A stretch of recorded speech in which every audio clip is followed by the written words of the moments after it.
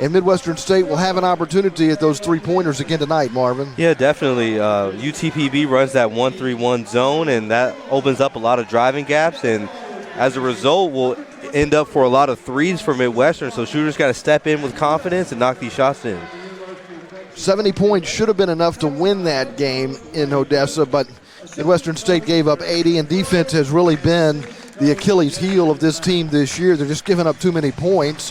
How do they slow down Permian Basin in this game tonight? Right, so Munoz is going to come in with a lot of confidence today just because of the last time they played. You're going to expect her to be confident, and a part of that for Midwestern is going to be guarding her yard, containing the ball while she's bringing the ball up the floor, not allowing her straight line drives to the basket where she can create. This year, she's averaging 10 points and getting to the free throw line a ton, so you know she's going to be looking to get contact at the rim. And you mentioned that she's averaging just 10 points. I think in the last 3 games combined, she scored like 26. She's got a couple of games where she scored 17, maybe 19 points. But the 31-point performance kind of came out of nowhere against Midwestern State. Yeah, sure did. And, you know, on the year, she's shooting 31%. So as a team for Midwestern, you kind of have to keep that number in your head. She's not a great jump shooter, not a super high points per shot type of player. So make sure you're just keeping a hand up, making life difficult for her whenever she wants to pull up and take a shot. Let's tell you the starting line this afternoon. I'm Pete Stein along with Marvin Johnson. Marvin is a graduate assistant on the coaching staff here at Midwestern State for the men's team, and he's been joining us all season long to provide us expert analysis of these women's games. And what we saw Thursday night can't be repeated if you're a Midwestern State fan. Yeah, absolutely not. You're going against a top team in the country in Angelo State. The turnovers, the allowed offensive rebounds, they all have to be cut to a minimum today. You know, they're still going to happen. Get them to a minimum so you get yourself a fighting chance in this game. Points for the Falcons. You nailed it, partner. It is a 19-point lead currently for UTPB, and they have 15 points off turnovers. So let's do a little bit of fuzzy math here.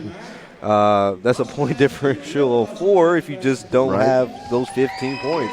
And, you know, in the flow of the game, there's going to be turnovers. There's going to be, you know, loose balls, deflections. But to the tone of 15, that just really puts your offense and your defense in a bind there. It's just really hard to play from behind like that. So we see Chris Ray on the sideline with his assistant coaches, Diana Jones and Madeline Dinslow. If you were Diana Jones or Madeline Dinslow, what advice would you be giving Chris Ray right now?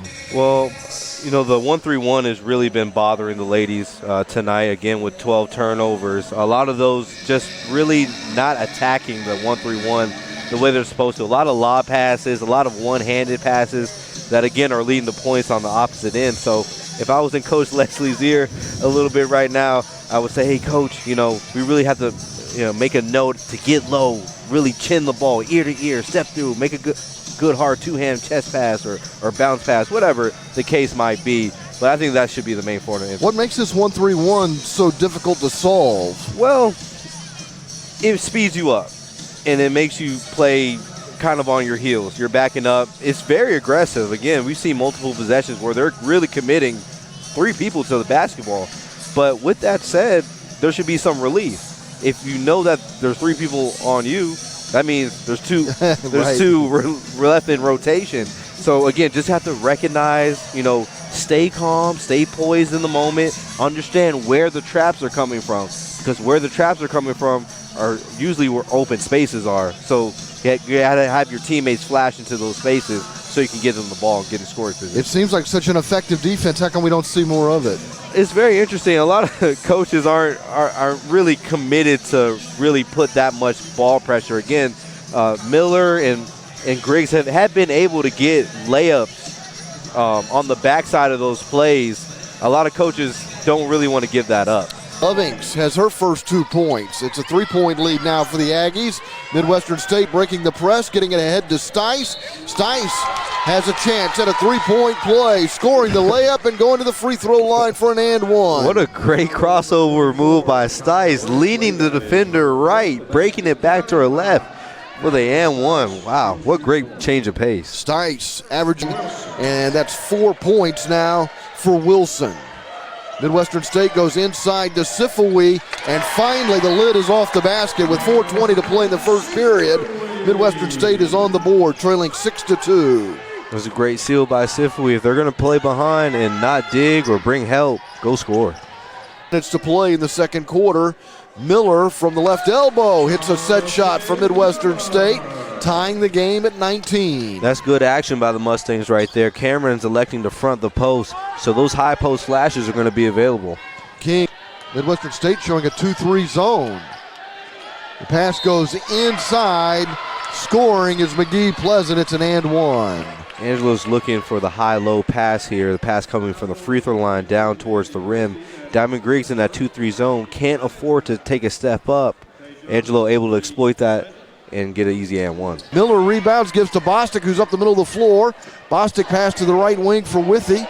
Withy holds the ball overhead, gets it to Sifui. Sifui turns and scores with the left hand. What a strong move by Sifui. Able to wall up on the defensive end on one possession, able to get down in the post and score on the other. Great work. From behind, but no call. Here comes Midwestern State. Withy at the top of the arc. Left to center, feeds it inside to Sifui. Sifui turns, scores with the left hand. What a great post pass by Mandy Withy, able to hit Sifui. Ambidextrous, get into that left hand.